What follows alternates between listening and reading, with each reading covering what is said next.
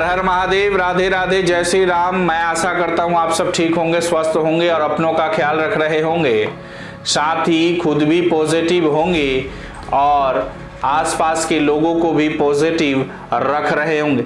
आज आपके लिए मैं आचार्य राजकुमार कुछ ऐसा लेकर हाजिर हुआ हूँ कि शुरुआत से ही जीवन के प्रति उत्तरा आषाढ़ा के लोगों का नजरिया अलग रहता है।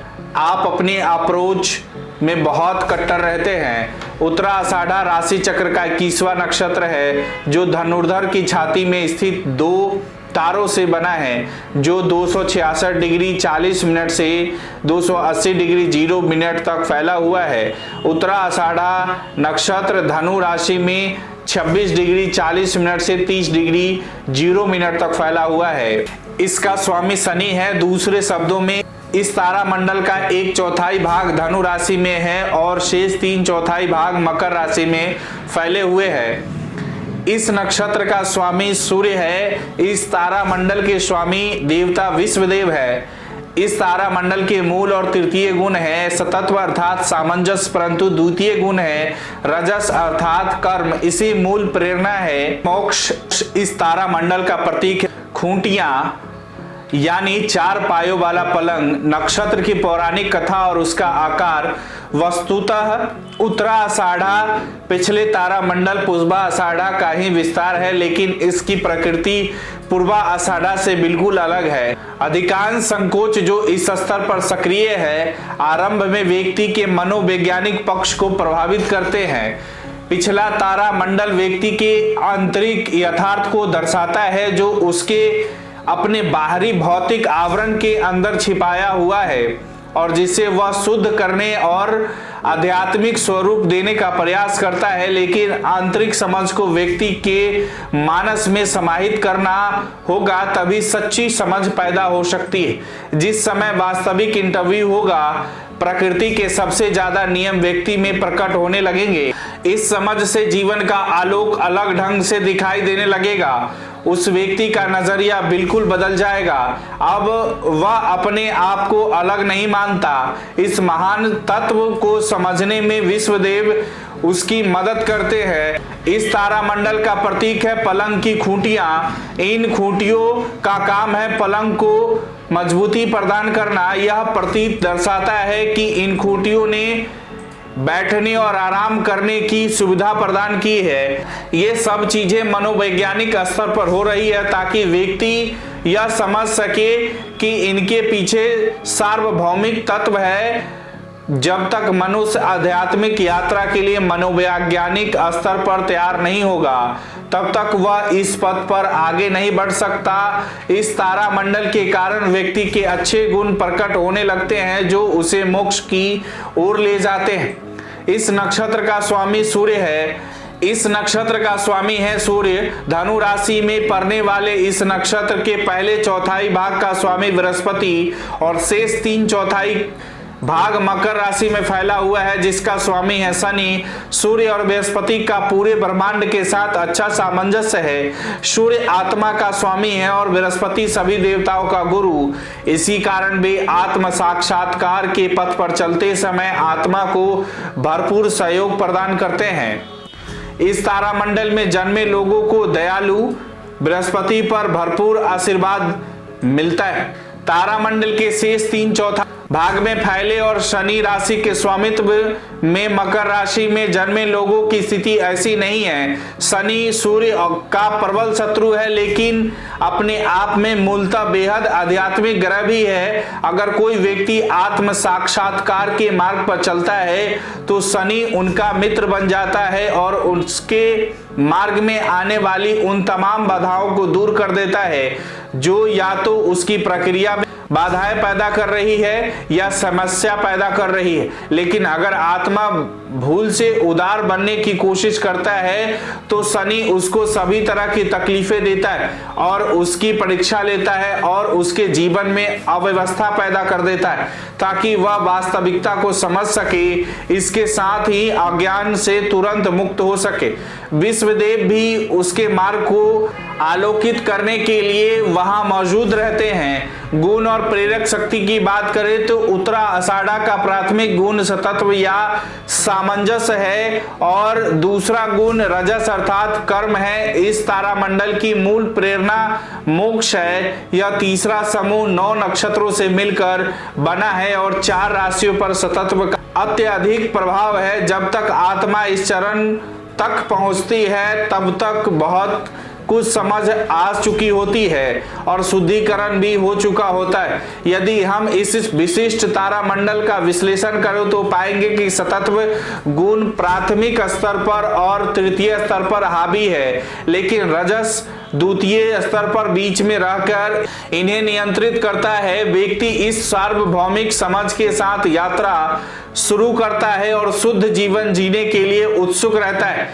इस रास्ते पर आगे चलने के बाद दुनिया पर उपलब्धियों की आपकी चाहत आपको ज्ञान और आलोक के पथ से वापस खींच लाती है। आप रोजमर्रे के झंझटों में फंसकर रह जाते हैं, लेकिन बहुत जल्द ही आपको इसका एहसास भी हो जाता है लेकिन आपने अपने साथ क्या किया है और आप महसूस करने लगते हैं कि आपने बेकार ही अपने आप को फालतू की चीजों में फंसा लिया है।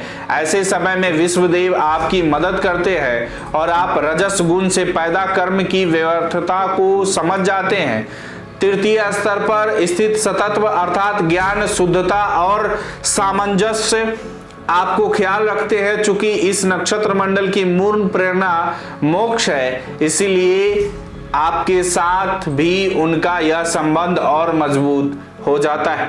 नक्षत्र के गुण और व्यक्तित्व के साथ इनकी अगर ताकत की बात करें तो उत्तरा आषाढ़ा सूर्य बृहस्पति का यह समन्वय दर्शाता है कि आरंभ से ही जीवन के प्रति आपका नजरिया अलग रहता है। इस तरह के समझ के कारण आप एक ऐसा पैटर्न अपना लेते हैं जिसकी अपील सार्वभौमिक होती है। आपको अपना मन पक्का करने में काफी समय तो लगता है, लेकिन एक बार आपको अपना उद्देश्य समझ में आ जाता है तो आपकी अप्रोच बहुत व्यवस्थित और अनुशासित हो जाती है। आप में सभी के लिए गहन मानवीय सरोकार और न्याय संगत भावना होती है। आप सबसे सख्ती से काम लेते हैं और तब तक चैन से नहीं बैठते जब तक कि आप खुद अपने मास्टर नहीं बन जाते। आखिर आपकी समर्पण भावना काम आती है और आपका मार्ग प्रशस्त हो जाता है और आप इस दुनिया में अपना उचित स्थान बना लेते हैं। लेकिन अपने लक्ष्य से आप विचलित नहीं होते, बल्कि अधिक उत्साह से अपने लक्ष्य की प्राप्ति में जुट जाते हैं। उत्तरा आषाढ़ा सूर्य शनि का समन्वय यह दर्शाता है कि आप अकेले ही सब कुछ बर्दाश्त करने के लिए तैयार रहते हैं, लेकिन आप अपने कुछ परीक्षण बिंदुओं को बड़े कैनवास पर नहीं ला पाते। आपकी सबसे बड़ी विशेषता यही होती है कि आप प्रतिबंधों को तोड़कर आगे बढ़ने की सामर्थ्य रखते हैं और हर उस प्रतिष्ठान को नष्ट कर सकते हैं जिसकी अपील सार्वभौमिक न हो। आप में बुद्धिजीवियों के समक्ष अपनी प्रतिभा को विकसित करने की आकांक्षा रहती है और आप उनसे सामाजिक संबंध बनाने के लिए भी उत्सुक रहते हैं। आप समय से बहुत आगे रहते हैं और अन्य लोगों के पथ प्रदर्शक भी बनते हैं। आप जो भी कष्ट और तकलीफें खुद के लिए बर्दाश्त करते हैं उससे दूसरों के दर्द को भी समझ लेते हैं।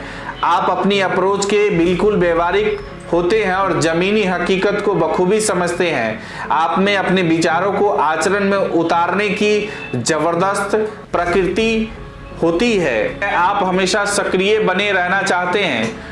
लगातार सक्रिय बने रहने से जो अनुभव आपको मिलता है उससे आप मनोवैज्ञानिक स्तर पर भी अपने आप को फिर से समायोजित कर लेते हैं। जीवन के वास्तविक अर्थ की समझ होने के कारण कभी कभी आप खुद तकलीफ भुगतने के लिए भी तैयार रहते हैं और इससे आप अंदर से और भी मजबूत हो जाते हैं। जरूरत पड़ने पर दूसरों की मदद करने के लिए आप अपने सुखों को भी होम करने के लिए तैयार रहते हैं। आपको दूसरों की चिंता रहती है जो आपको अपने साथियों और दोस्तों के बीच बहुत लोकप्रिय बना देती है। अपने अंतरतर्म में गहन स्तर पर आप सारी मानव जाति के ही मित्र होते हैं और सभी के लिए बहुत कुछ करना चाहते हैं, लेकिन इसके लिए किसी भी तरह का बड़बोलापन आप में नहीं होता। आप में उदार अंतर्दृष्टि होती है, आपकी अप्रोच संतुलित होती है, लेकिन जरूरत पड़ने पर आप आक्रामक भी हो सकते हैं। आप अपने ढंग से जो कुछ करना चाहते हैं उस पर ध्यान केंद्रित कर सकते हैं और एकाग्र भी हो सकते हैं। आप खुद भी व्यवहारिक ज्ञान प्राप्त कर लेते हैं, इसी से आप में नेतृत्व के गुण भी विकसित होने लगते हैं। आप लोगों को आसानी से पहचान लेते हैं, इसी गुण के कारण आप अपने जीवन के मिशन को पूरा कर लेते हैं। आप दृढ़ता से अपने काम में लगे रहते हैं और तब तक चैन से नहीं बैठते जब तक कामयाबी हासिल न कर लेते। आप आदर्शवादी होते हैं और अपने लिए बड़े लक्ष्य ही तय करते हैं। आप में बहुत सी खूबियां होती है, अगर आप सही रास्ते पर चलते हैं तो आप सफलता प्राप्त कर ही लेते हैं। वहीं आपकी कमजोरी की बात करें तो आपकी सबसे बड़ी कमजोरी यही होती है कि आप अपनी अप्रोच में बहुत कट्टर रहते हैं। बहुत मुश्किल से आप कोई बदलाव स्वीकार करते हैं, जिससे कभी कभी आपके दोस्त भी नाराज हो जाते हैं, कभी कभी ज़्यादा ही सतर्क हो जाते हैं और अपने पहले से तय किए स्टैंड को बदलने के लिए तैयार नहीं होते, जिसके कारण आपके लिए कई समस्याएं पैदा हो जाती है। आप साध्य के बजाय साधनों पर अधिक जोर देते हैं और यात्रा का आनंद नहीं ले पाते, जिसके कारण सारी प्रक्रिया ही दुख से भरी हो जाती है। शुरुआत के जीवन में आप कई बार असफल होते हैं। विपरीत परिस्थितियों में आपको धैर्य बनाए रखना होगा, क्योंकि आपकी अति सक्रियता आपके व्यक्तित्व पर भारी पड़ सकती है। अगर आपको किसी परियोजना की पूरी जिम्मेदारी नहीं सौंपी जाती तो आप उस काम को आधे मन से ही करते हैं। आप काम को अधूरा ना छोड़े। आप आत्म केंद्रित रहते हैं और जिद्दी भी होते हैं। इनसे आपके लिए मुसीबतें खड़ी हो सकती है। अगर आपको यह वीडियो अच्छी लगी हो तो इसे फेसबुक और यूट्यूब पर शेयर और लाइक जरूर करें। इसी तरह और भी वीडियो देखने के लिए जुड़े रहें गणपति ज्योतिष संस्थान से। अपने विचार हमें कमेंट बॉक्स में जरूर भेजें। नमस्कार, राधे राधे।